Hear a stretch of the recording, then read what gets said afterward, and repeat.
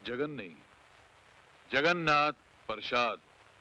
इस जगन और गगन के नाथ ने हमें प्रसाद बनाकर इस दुनिया में भेजा है, दुनिया वालों की सेवा करने के लिए।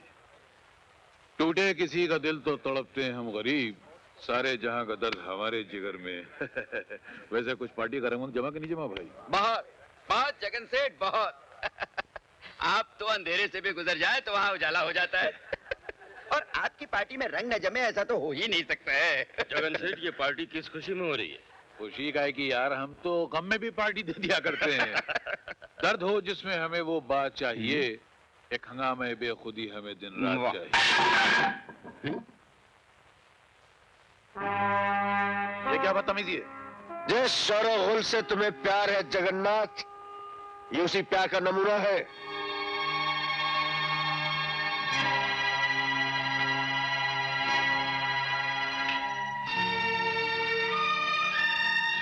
इन गरीबों के जख्म नजर आ रहे हैं तुम्हें? ये लकड़ी इन्हीं के जले हुए मकानों की है, जिन्हें तूने अपनी सियासत की दुनिया में उजाला करने के लिए जला डाला। मैंने? आदमखोर खूनी दरिंदे, भला बनने की कोशिश मत कर। चलो, खुशी हुई, जिंदगी में पहली बार किसी ने जगन सेठ के गिरेबान पे हाथ डालने की कोशिश तो की, उसके सामने ऊंचा बोलने की हिम्मत तो की। मैं ऊंचा बोल ही नहीं रहा, बल्कि तुझे इतनी ऊंचाई पे लटका दूंगा कि तू दोबारा अपने मनहूस कदम इस दुनिया में न रख सके। चल मेरे साथ। आप लोग पार्टी जारी रखिए, हम अभी आते हैं। सरकार, आपकी जेब के तराजू में नोटों के ढेर लगा दूंगा। बस 1 घंटे के अंदर अंदर जगन सेठ जेल के बाहर होने चाहिए। इस 1 घंटे की कीमत मुंह मांगे होगी। ठीक है, हम अभी तुम्हारा काम किए देते हैं। धन्यवाद।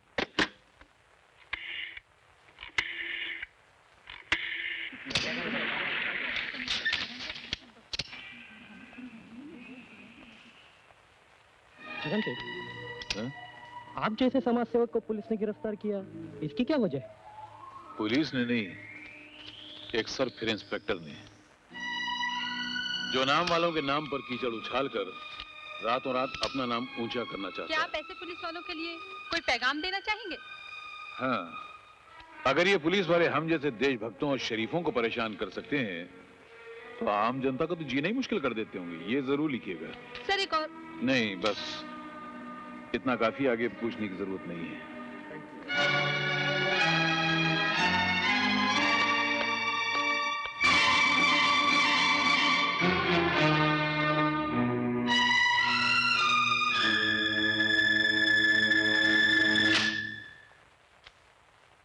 सर, बड़ी मुश्किल से मैं जगन को गिरफ्तार करके लाया था, और आपने इतनी आसानी से उसे जाने दिया। और क्या करता? बिना किसी गवाह, बिना किसी सबूत और बिना किसी जुर्म के मैं उसे लॉकअप में बंद करके कैसे रख सकता था? जी, कोई गवाह नहीं था? वो मंगलू जिसे मैंने रंगे हाथों फसाद करते हुए पकड़ा था, गवाही देने के लिए तैयार था। उसकी गवाही काफी नहीं थी आपके लिए? आई एम सॉरी अमर, मैं मजबूर हूं। आप जैसे अफसर मजबूर हैं, फिर हमारे जैसे अफसर तो मरे हुए हैं। बेजान कठपुतलियां हम लोग, जिनके मुर्दा जिस्मों को जबरदस्ती वर्दियां पहना दी गई हैं। आप मजबूर हैं नहीं सर, आपको मजबूर कर दिया गया है। जब ऊपर से दबाव पड़ता है तो नीचे वालों को दबना ही पड़ता है, जबान बंद रखनी ही पड़ती है और लॉकर के दरवाजे खोल देने पड़ते हैं। अमर! सर, किस काम की ये वर्दी जो किसी मजलूम को जुल्म से न बचा सके? किस काम का यह ओहदा जो किसी दौलतमंद मुजरिम के गिरेबान तक ना पहुंच सके? कभी गलती से उनके गिरेबान पे हाथ डाल दिया तो वो अपनी दौलत की तलवार से कानून के हाथ काट देते हैं। सर, ये रोज रोज के हाथ कटवाना, अपनी जमीर को फांसी लगवाना आपको मुबारक हो। मुझे ये सब नहीं होगा। मैं सिर्फ एक बार मरने के लिए पैदा हुआ हूं, बार बार मरने के लिए नहीं। आज शाम तक मेरा इस्तीफा आप तक पहुंच जाएगा।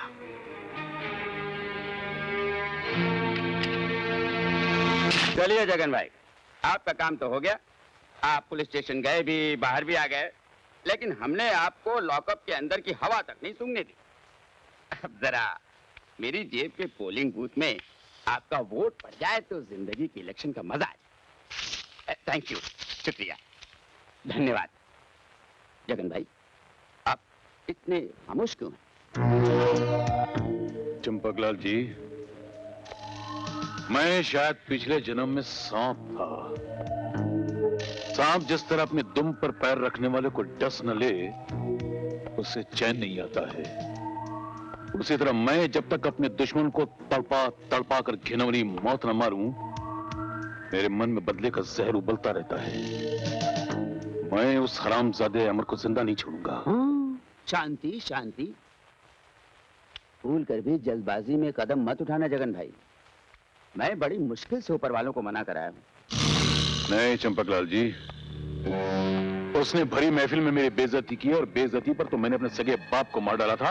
वो साला की देगची का मसाला है। शांति शांति जगन बाबू, थोड़ी देर के लिए अपने दिमाग के जहर को ठंडा रखिए प्लीज।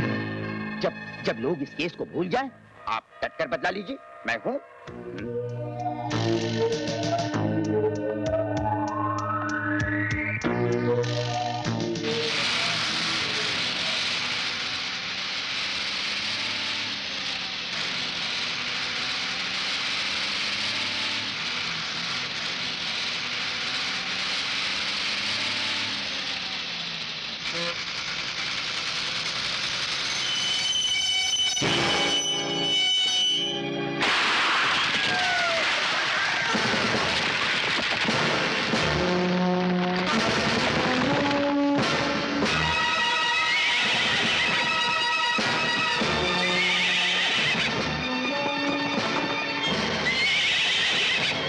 ऐसा हरगिज़ नहीं होने दूंगा। शेरा की धमकी के मुताबिक अगर उन 25 कैदियों को रिहा नहीं किया गया तो वो बस के तमाम मुसाफिरों को एक एक करके खत्म कर देगा। अगर हमने उन कैदियों को आजाद कर दिया तो वो खतरनाक मुजरिम न जाने कितने मासूमों के खून से जमीन को रंग देंगे। हमें उनसे मिलने क्यों नहीं देते? प्लीज हमें जाने दीजिए। हमें जाने दीजिए। सुनिए, मैं आप लोगों के जज्बात को समझता हूं और ये भी जानता हूं कि ऐसे मौके पर आप तो क्या, दुनिया का कोई इंसान खामोश नहीं बैठ सकता। लेकिन आपने उन डाकुओं को पकड़ने के लिए अभी तक किया क्या है? आप लोगों के रिश्तेदारों को बचाने के लिए हम कोई कसर बाकी नहीं छोड़ेंगे। लेकिन हम आपकी झूठी तसल्लियों से चुप बैठने वाले नहीं हैं। चिल्लाने और शोर मचाने से कुछ नहीं होगा। मेरी आप सबसे दरख्वास्त है कि आप सब मिलकर हमारा साथ दीजिए। मैं वादा करता हूं कि बहुत जल्द बस के मुसाफिरों को सही सलामत अपने अपने घर पहुंचा दिया जाएगा। शेरा ने ये ऐलान किया है कि अगर उसके 25 साथियों को रिहा न किया गया तो वो एक एक करके अगवा किए हुए सारे लोगों के टुकड़े टुकड़े करवा देगा। भाई वाह, क्या धमकी है। सरकार को हिलाने का काम जो बड़े बड़े अपोजिशन लीडर नहीं कर सके, शेरा ने कर दिखाया। ये प्लान अकेले शेरा का नहीं था, इस नाचीज का भी था। ओह, दिमाग की ताकत हमारी थी, बाजू की ताकत शेरा की थी। जी वो तो है। हुजूर की अक्ल के कदमों पर तो बड़े बड़े पहाड़ तक सर झुकाते हैं। अब देखिएगा ये सरकार कागज की कश्ती की तरह कैसे डगमगा जाती है। यहाँ एक बच्चा या औरत मारी गई और वहां सरकार ने घबरा कर फौरन उन 25 कैदियों को छोड़ दिया। पर जगन से आप उन 25 कैदियों का करेंगे क्या? हंगामे, दंगे, फसाद, उन कैदियों को देश के कोने कोने में भेजेंगे, फिर धर्म के नाम पर, मजहब के नाम पर, सियासत के नाम पर इतने हंगामे कराएंगे कि ये सरकार हिल कर रह जाएगी। जगन सेठ, आप इतने बड़े हंगामे तो मत करवाइए। कहीं ऐसा न हो कि बलवे की आग हमारे दामन तक पहुंच जाए। आग हमारे दामन तक न पहुंचे इसीलिए तो आपको रखा है। हम आग लगाते जाएंगे, आप बुझाते जाइएगा। हाँ?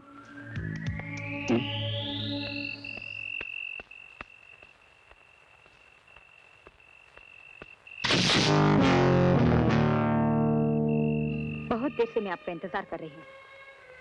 आप मेरा इंतजार कर रही थी? कहिए क्या बात है? बैठिए, बताती हूँ। बैठूं?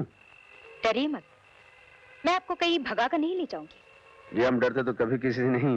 लीजिए बैठ गए, बताइए जाना कहाँ है?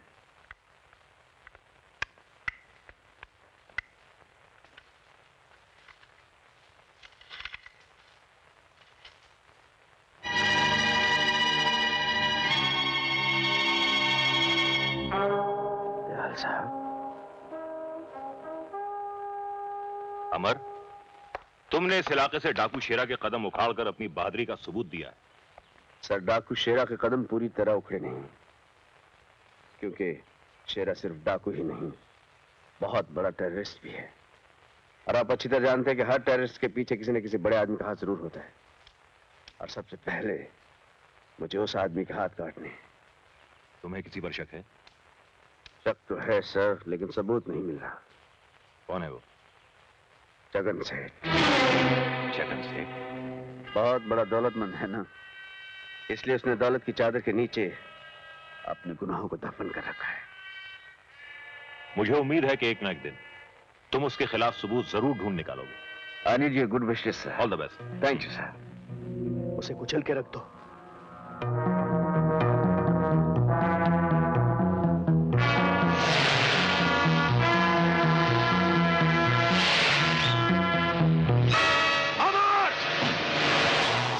अमर जी क्या सोच रहे हो? जी सोच रहा हूं मेरी जान बचाने के लिए आपने अपने पैर गंवा दिए, और सच्चाई के रास्ते पर चलते हुए मैंने अपनी वर्दी गंवा दी। नतीजा क्या निकला? कुछ भी नहीं। जुल्म भी वैसे ही जिंदा है और जालिम भी वैसे ही जिंदा है। इसीलिए मैंने तुम्हें यहां बुलाया। आप हुक्म कीजिए, आपके लिए मेरी जान हाजिर है। अमर, मेरी पोती। जी दयाल साहब, क्या कह रहे हैं? क्या हुआ आपकी पोती को? मैं बताती हूँ अमर साहब। सीमा अपनी एक सहेली की शादी अटेंड करने बस में बेंगलोर जा रही थी। अचानक रास्ते में डाकुओं ने हमला किया और बस में बैठे हुए तमाम लोगों को अगवा करके ले गए। अगवा कर लिया? किसने? शेरा ने। शेरा डाकू? हाँ बेटा, तुम तो जानते हो कि उससे मेरी पुरानी दुश्मनी है। अगर उसे यह पता चला कि सीमा मेरी पोती है तो पता नहीं वो उसके साथ क्या सुलूक करेगा। बेटा, ये बूढ़ा हाथ जोड़कर तुमसे अपनी पोती की जिंदगी की भीख मांगता है। दयाल साहब, ये क्या कर रहे हैं आप? आप क्यों शर्मिंदा कर रहे हैं मुझे? आपने तो मुझे औलाद से भी ज्यादा प्यार दिया है। मुझे पढ़ाया लिखाया, पुलिस की वर्दी दिलवाई, और उस दिन अपनी जान पर खेलकर मुझे नई जिंदगी दी आपने। मेरा तो हर सांस आपका कर्जदार है। आप हुक्म दीजिए दयाल साहब, मैं अपनी जान पर खेलकर भी सीमा को उन दरिंदों के चुंगल से बचा कर लाऊंगा। आप मुझ पर भरोसा रखिए दयाल साहब। हाँ, मैं जाऊंगा, जरूर जाऊंगा।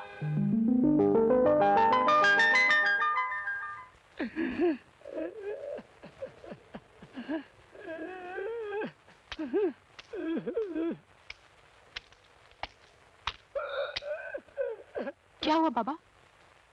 बच्चों की याद आ गई है बेटी। न जाने वो लोग किस हाल में होंगे। मेरे सिवा इस दुनिया में उनका कोई भी नहीं है। कोई भी नहीं है, कोई भी नहीं है। धीरज रखो बाबा, सब ठीक हो जाएगा। और भी मेरे दादा दयाल तो पुलिस कमिश्नर रह चुके हैं। उनकी इस डाकू शेरा से बहुत पुरानी दुश्मनी है। जब उन्हें मालूम पड़ेगा इस डाकू ने उनकी पोती को उठा लिया है तो हमें बचाने के लिए जरूर कुछ ना कुछ करेंगे। सच बेटी? हाँ बाबा, लेकिन मैं उनकी पोती हूँ, इस बात का किसी को पता ना चले। आदाब। जीते रहो बेटा। कैसे आना हुआ? खैरियत तो है?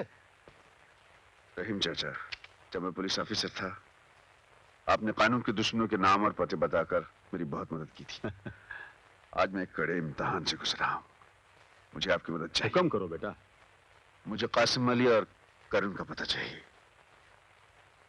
करण के बारे में तो फिलहाल कुछ खबर नहीं है। अलबत्ता कासिम अली कहां होगा ये मैं जानता हूं। कहां होगा इस वक्त?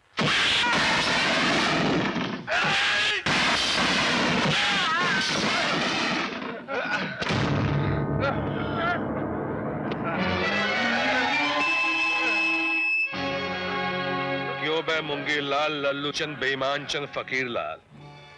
मेरा नाम कासिम अली बरकत अली शमशेर बहादुर नवाब तोपची है। जब मैं मिलिट्री में था तो इन हाथों से इतनी गोलियां चला चुका हूं कि बंदूक से निकली हुई गोली अगर मेरे हाथों की पकड़ में आ जाए तो अंदर ही फड़फड़ा कर दम तोड़ देगी, साले बाहर नहीं निकलेगी। इसीलिए कहता हूं कि दोबारा कभी भी कासिम अली बरकत अली के साथ चीटिंग करने की कोशिश मत करना। ना ही आस्तीन से पत्ते निकालने की कोशिश करना, वरना जब तू घर लौट कर जाएगा बेटा तो ना तेरे पास हाथ रहेगा और ना ही आस्तीन। समझ गया? समझ गया। अब निकल ले लल्लू, पतली गली से खंबा बचा के फट। साला। चल बे चपड़ गंजू, चल। एक 300 की चाल मेरी, एक 300 मेरी भी। चाल का माल तो डाल बाप। बड़ा बेभरोसे का आदमी है बे, साला मर जाएगा तो कफन नसीब नहीं होगा, बीवी फटेली साड़ी में लपेट कर डालेगी अंदर। ये ले 1000 की अंगूठी है, इसमें से 300 डाल रहा हूं, शो कर जल्दी। अब कासम अली बरकत अली जंग बहादुर नवाब तोपची की अंगूठी को तू हाथ लगा रहा है, जब हमने कह दिया 1000 की है तो 1000 की है, और अभी भी समझ में नहीं आया तो तेरे को समझा कर बताऊं? नहीं समझ गया। समझ गया बाप। शो कर।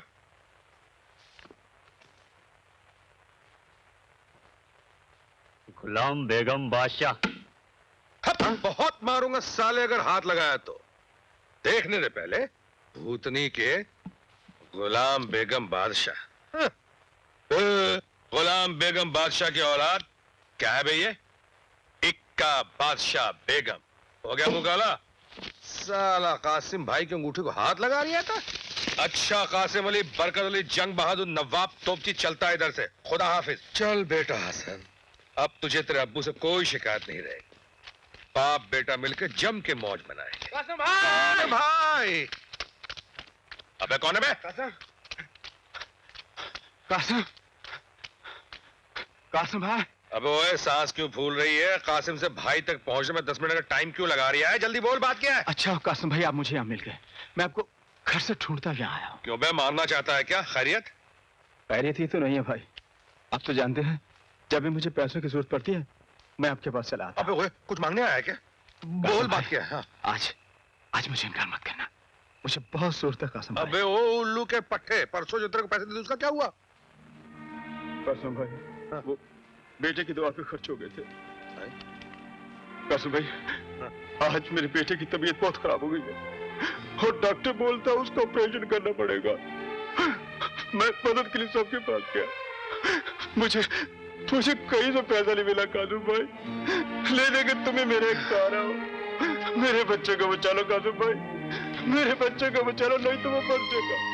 खुदा के लिए मेरे बच्चे को बचा लो कासिम भाई, खुदा के लिए मेरे बच्चों को बचा लो, मेरे बच्चों को बचा लो कासिम भाई, मेरे बच्चों को।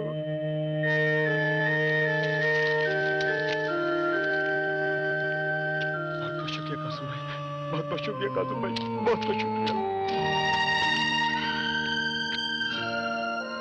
या खुदा, यही तेरी मर्जी।